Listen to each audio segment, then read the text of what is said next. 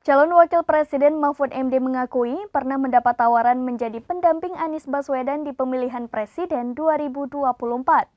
Diakui Mahfud MD bahwa ia mendapat tawaran langsung dari Ketua Umum Partai Politik pendukung Anies, yakni Partai Keadilan Sejahtera Ahmad Syahiku.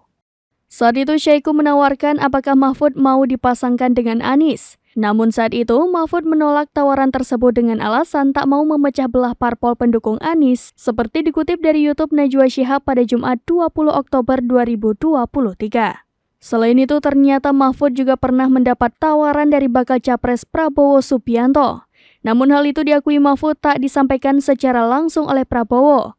Prabowo disebutkan ingin capresnya dari kalangan Nahdlatul Ulama, tetapi yang dimaksud Prabowo bukanlah dari Partai Kebangkitan Bangsa. Tak jadi cawapres Anies maupun Prabowo, Mahfud pun mengungkap alasannya lebih memilih Ganjar. Mahfud sendiri merasa bahwa dirinya dan Ganjar bisa saling melengkapi. Mahfud mengakui bahwa dirinya tidak memiliki benturan emosional psikologis dengan Ganjar, sehingga menurut Mahfud ia dan Ganjar sangat cocok.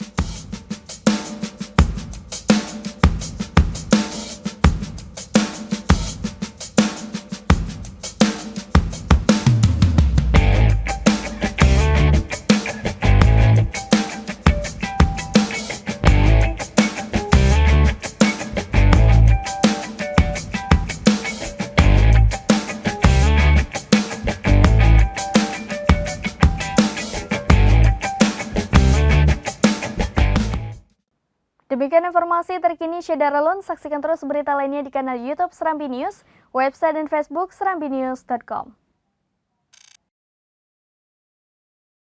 Download Tribun X sekarang, menghadirkan lokal menjadi Indonesia.